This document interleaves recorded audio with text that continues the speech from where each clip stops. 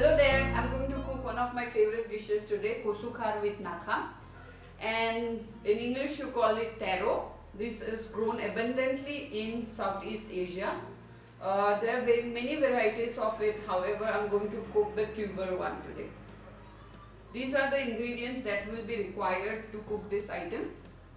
We have dry fish, salt, khar, cooking soda,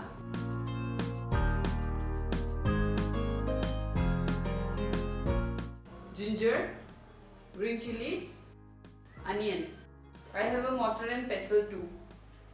Okay, so let's start. I've already peeled the tuber. You can remove these extras, and if these extras are huge, then you can eat them too.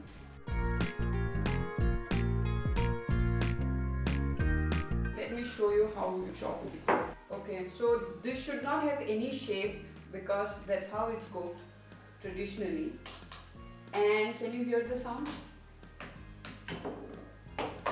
Oops.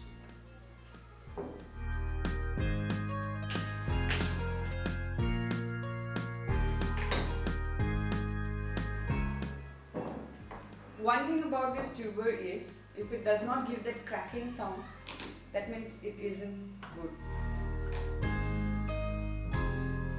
So this is how it looks now. Okay, now you got to finely chop the ginger, or as you please, because anyway you want to put in a mortar.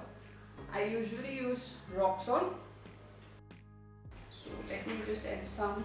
However, since khar is already salty, you should not add too much, just like what you would do in a Chinese food whenever you cook with soya sauce.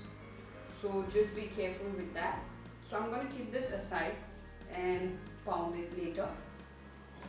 Now it's time for the onions.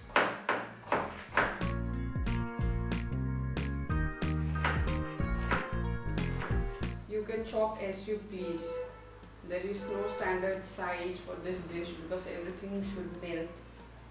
Okay, I'm going to slit the green chilies now. I'm just making everything ready so that I can move to the cooker or the stove. Don't worry about the quantity of green chilies that I'm adding. Since the vegetable is very itchy, green chilies will help it cut.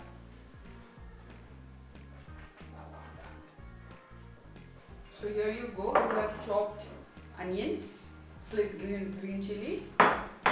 The ginger and salt needs to be pounded.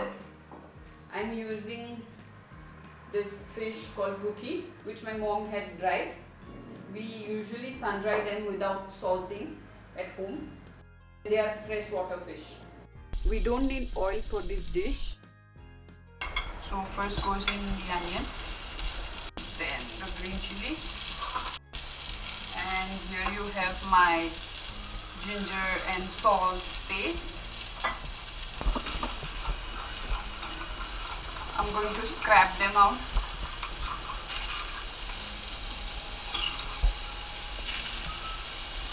And finally, taro.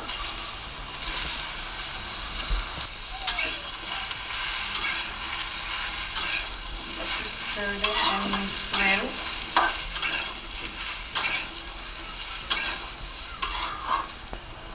Add some water. About 1 cup. I'm going to add the khar now.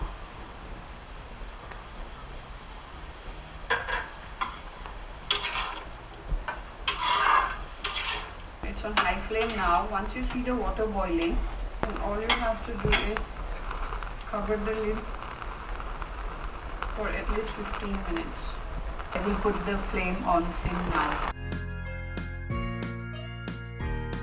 So the color has changed. You can see that it's turning brown. So it's already softened. You got to press them and check. If your spoon or ladle passes through, it's done. And now put it on high flame. You should soak the fish in water for at least 10 minutes.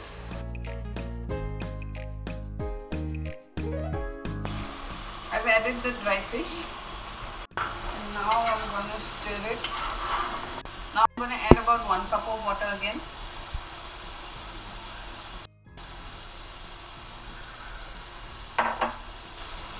And stir it.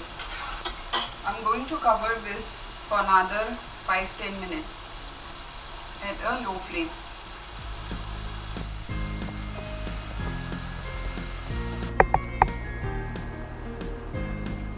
Time to check. It's ready to serve. I like the dry version, however you can add water and keep as much gravy as you want. The dish is ready and it goes well with steamed rice and some fried potatoes.